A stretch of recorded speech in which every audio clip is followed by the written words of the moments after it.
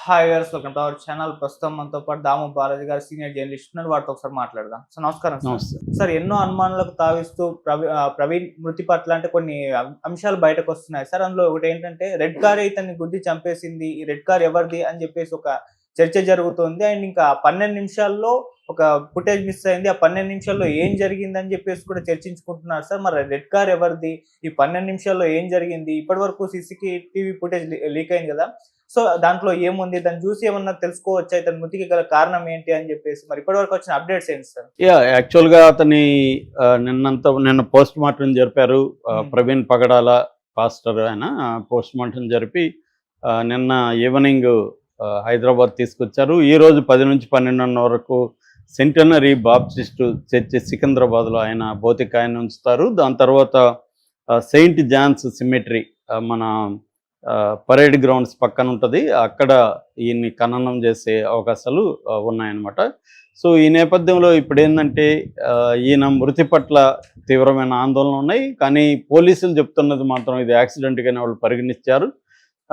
అయితే ఇక్కడ అనేక విషయాలు బయటికి వచ్చాయి. ఒకటేమంటే ఈ క్రిస్టియన్ సంఘాలందరూ కూడా మొత్తం రాజమండ్రి ఎయిర్పోర్ట్ నుంచి ఈ యాక్సిడెంట్ జరిగిన స్పాట్ వరకు సీసీటీవీ ఫుటేజ్లు అంతా బయట పెట్టాలి అని ఒక వాదన బయటకు వచ్చింది. రెండోది ఏంటంటే ఇతనిది ఆల్రెడీ నిన్న ఒక సీసీటీవీ ఫుటేజ్ వచ్చింది. అదేంటంటే కొవ్వూరు టోల్గేట్ దగ్గర ఇతను బైక్లో చాలా స్లోగా వెళ్తున్నట్టుగా, అది రాయల్ ఎన్ఫీల్డ్ బైక్ వెళ్తున్నట్టుగా వచ్చింది. దాని మీద కూడా కొన్ని క్రిస్టియన్ సంఘాలు అబ్జెక్షన్ చేస్తున్నాయి. ఇది అసలు అబద్ధం, అతను కాదు, అతను లాగా ఒకరికి గెటప్ వేసి అతను లాంటి బైక్ పెట్టి కావాలని అది చేశారు, అది అతనిది కాదు అనేది వాదన వస్తుంది. సో మొత్తం మాకు అది ఒక్క షాటే ఎందుకు ఉంది, మొత్తం మాకు పెడితే మాకు అర్థమవుతుంది అతనా కాదా అనేది. ఇది కావాలనే ప్లాన్ చేశారు, డైవర్ట్ చేయడానికి అతన్ని చంపేసి ఇతను ఆ టైంలో అక్కడ వెళ్తున్నట్టు చూపించారు. ఇది రాంగ్ అనేది కొంతమంది చెప్తున్నారు. ప్రధానంగా ఇప్పుడు ఏంటంటే ఈ జరిగిన స్పాట్ ఏదైతే ఉందో రాజానగరం పోలీస్ స్టేషన్ పరిధిలో జరిగింది. దివాన్ చెరువు తర్వాత గామన్ బ్రిడ్జి మధ్యలో జరిగింది. నయారా పెట్రోల్ బంక్ ఉంది, ఈ నయారా పెట్రోల్ బంకు ఆపోజిట్లో ఇది జరిగింది. సో మామూలుగా అయితే ఈ రాయల్ ఎన్ఫీల్డ్ పోలీసులు చెప్తున్నది ఏమంటే ఇతను అదుపు తప్పి అది పక్కకి వెళ్ళిపోయింది, డౌన్లోకి వెళ్ళిపోయింది, ఇతని మీద పడిపోయింది, ఇతని మీద బరువు పడడంతో చనిపోయాడు. అందుకనే మామూలుగా అయితే యాక్సిడెంట్ జరిగినా కూడా ఇతనికి హెల్మెట్ ఉంది కాబట్టి చనిపోయే అవకాశాలు తక్కువ ఉంటాయి, తలకు దెబ్బ తగిలే అవకాశం లేదు. కానీ ఇది బైక్ వెయిట్ పడడంతో హెల్మెట్ ఉన్నా కూడా లోపల తలకి దెబ్బ తగిలింది. అట్లాగే బ్లడ్ అంతా కూడా చిమ్మింది, పెదాలు కూడా ఇట్లు పోవడానికి కూడా అది తగలడమే కారణం అనేది పోలీసులు చెప్పారు. ఈవెన్ పోస్ట్ మార్టం రిపోర్ట్లో కూడా అదే వచ్చింది.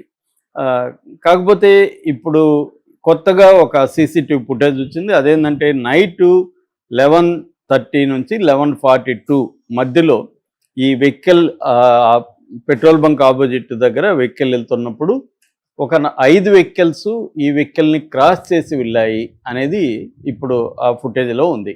అందులో ఒక రెడ్ కారు అనుమానాస్పదంగా వీళ్ళకి అనిపిస్తుంది. ఎందుకంటే అది రెడ్ కారు కొట్టినట్టుగానే వీళ్ళు భావిస్తున్నారు. అక్కడ రెడ్ కారు స్పీడ్గా అవ్వడం, అక్కడ ఏదో జరిగినట్టుగా దూరం నుంచి కనిపిస్తుంది. ఎందుకంటే అది అక్కడ లైట్ ఎక్కువ లేదు, చీకటిగా ఉంది, పైగా దూరంగా ఉంది. ఇటుపక్క రోడ్డుకి ఇటుపక్క ఆపోజిట్లో ఉంది కాబట్టి దూరం ఉంది. ఇటుపక్కగా ఉంటే సీసీటీవీ కొంత అర్థమయ్యేది, లేదు కాబట్టి అందుకనే వాళ్ళు ప్లాన్ చేసుకొని సీసీటీవీ లేని ప్రాంతంలోనే వాళ్ళు ముందుగానే స్కెచ్ చేసుకొని అక్కడే కొట్టారు, ఈ రెడ్ కారే అసలుదే అని చెప్తున్నారు. ఈ నేపథ్యంలో ఏమైందంటే చంద్రబాబు కూడా దీన్ని సీరియస్గా తీసుకున్నాడు. చంద్రబాబు దీని మీద విచారణకు ఆదేశించాడు. నిన్న కలెక్టర్ల సమావేశంలో కూడా ఆయన మాట్లాడాడు దీని గురించి. అట్లాగే డీజీపీని కూడా ఆదేశించాడు. అట్లాగే వంగలపూడి అనిత హోమ్ మినిస్టర్ కూడా ఈయన ఆదేశించినట్టుగా ఆమె కూడా నిన్న చెప్పింది. అట్లాగే లోకేష్ కూడా దీని మీద నజర్ పెట్టాడు, దీని విషయం తేల్చాలనే ఇది చేశారు.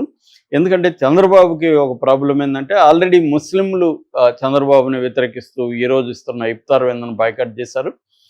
ఏప్రిల్ 2న ఆందోళన కూడా పిలిపించారు. నేషనల్ లెవెల్లో ముస్లిం సంఘాలు చంద్రబాబుని అటు నితీష్ని గట్టిగా ప్రెజర్ చేస్తున్నాయి. ఎందుకంటే వీళ్ళిద్దరూ వక్ఫ్ బిల్లుని ఆమోదిస్తున్నారు. అక్కడ వక్ఫ్ బిల్లు కానీ వీళ్ళిద్దరూ వ్యతిరేకిస్తే మోడీకి ధైర్యం ఉండదు.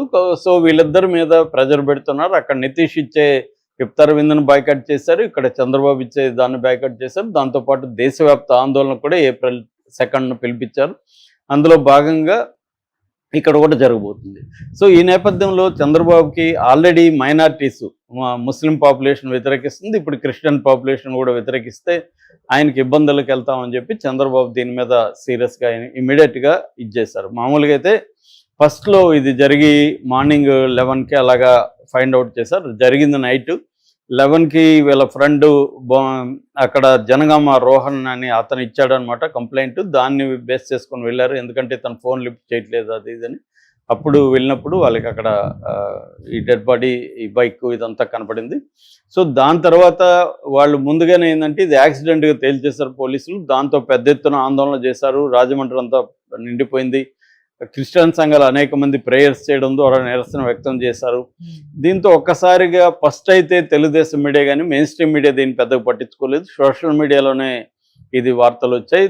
దీంతో ఒక్కసారిగా బాగా వైరల్ అయిపోవడం, ఆయన పాస్టర్ ప్రవీణ్ వీడియోలు అంతా బయటికి రావడం, ఆయనకు వ్యతిరేకమైన ట్రోల్స్ అంతా ఒక్కసారిగా రావడం, దీంతో ఇది ఒక పెద్ద ఇష్యూగా అయిపోయింది. దీన్ని నేషనల్ వైడ్గా కూడా కొన్ని ఛానల్స్ అవి కవర్ చేయడంతో చంద్రబాబుకి ప్రెజర్ వచ్చింది. అంటే మైనారిటీస్ మనకు దూరం అయ్యే అవకాశం ఉంది, జాగ్రత్తగా లేకపోతే అని చెప్పి చంద్రబాబు దీన్ని విచారణ చేస్తున్నారు. ఇప్పుడు ప్రధానంగా రెడ్ కారు ఎవరిది అనేది ప్రధానంగా తేల్చే పనిలో పడ్డారు. అట్లాగే ఆ 12 నిమిషాల్లోనే ఏం జరిగింది, ఈ 12 నిమిషాలు కీలకం అని చెప్తున్నారు. 11:30 నుంచి 11:42 వరకు నైట్లో.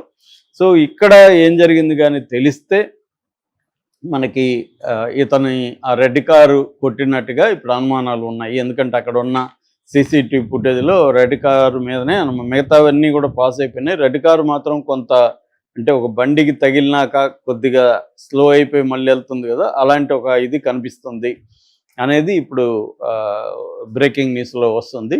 సో దీనివల్ల ఇప్పుడు పోలీసులు కూడా దీని మీద క్లియర్గా రెడ్ కార్ ఎవరిది, మిగతా ఎందుకంటే రెడ్ కార్ని కనిపెట్టడం పెద్ద కష్టం కాదు, రోడ్లో టోల్స్ ఉన్నాయి కాబట్టి టోల్ దగ్గర ఫుటేజ్ ఉంటుంది. ఆ ఫుటేజ్లో రెడ్ కార్లో ఆ టైంలో ఎక్కువ ఏమి ఉండవు కాబట్టి ఎన్ని ఉన్నాయి చూసుకొని ఆ టైం కరెక్ట్గా మ్యాచ్ అయిన ఆ టైం చూసుకొని నెంబర్ కూడా అక్కడ టోల్లో నమోదై ఉంటుంది.